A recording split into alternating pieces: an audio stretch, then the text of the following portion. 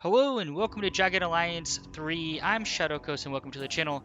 In this video, we are going to review and provide tips and recommendations for creating your own custom mercenary. When you first start a campaign, you'll start with the AIM database. Over here, we can head over to the I.M.P web, so Institute for Mercenary Profiling, and we can create our own custom character.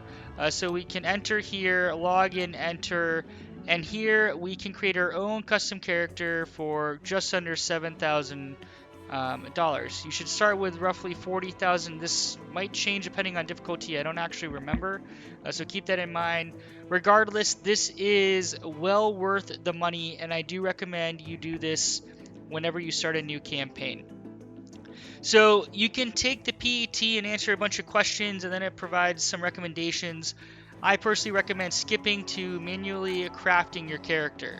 So you can put a name, a nickname, and then you can pick a portrait. There are not too many options, but pick whatever portrait that you like best. And then here's where we really want to focus: attribute points.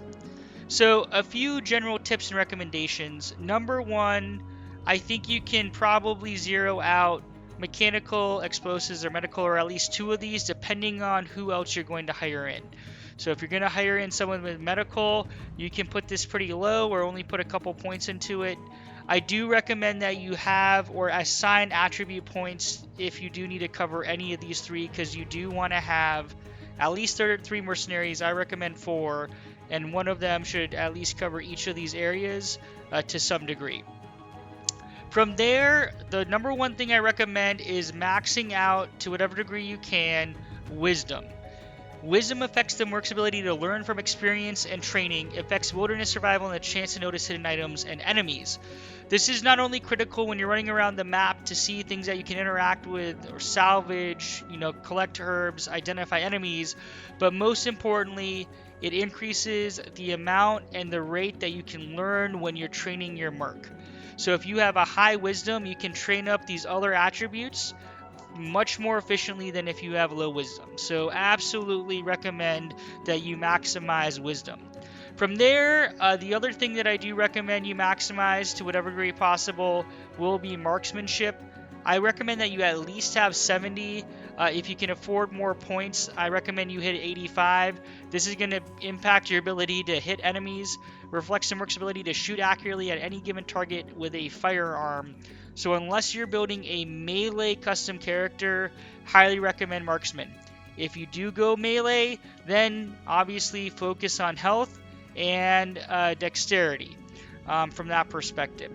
So we're going to take a quick step back, kind of review what everything does, and then provide some other ideas on where to assign attribute points. Health, unsurprisingly, physical well-being of the merc and the amount of damage they can take before they become down. I do recommend that you keep this at least at 65. I always like to go to 70 or higher.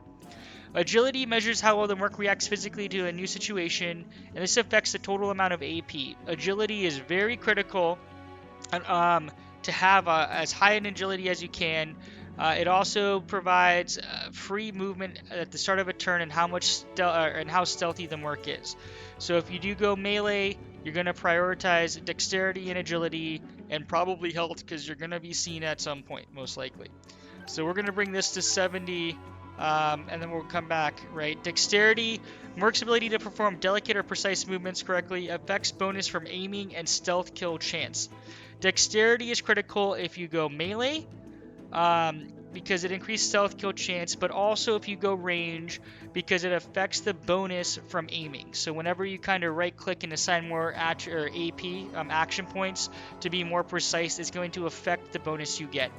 So I do recommend bringing up dexterity to at least 70.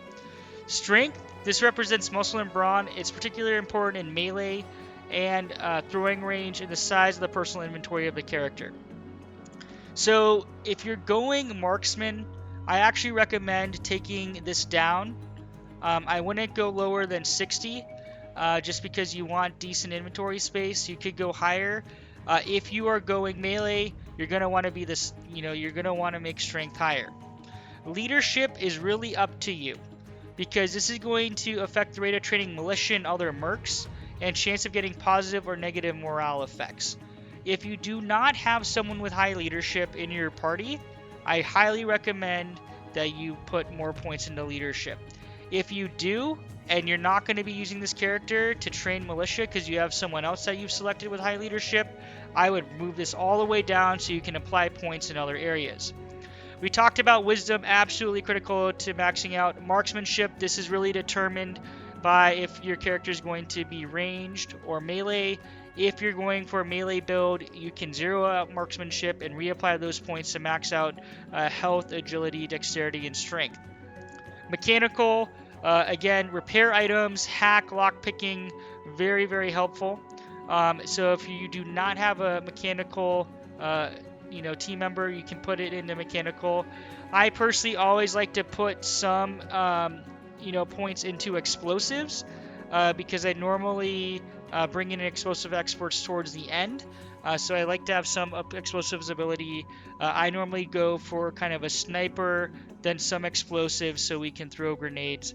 And then finally, medical ability to heal the wounded. If you don't have a medical, you're going to want to put it there. So in this current build here, what I'm actually going to do, if I am building a sniper explosives, I'm going to bring explosives up to probably 50 or so.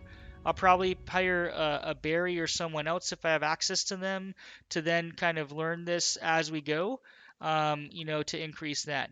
From there, for a sniper build specifically, right, we are going to really focus on agility, dexterity, and max those out. And then from there, I think this is probably how I would create my sniper if I were to do it all again from my perspective. So those are some general tips and recommendations. Again, we're kind of outlining a sniper build.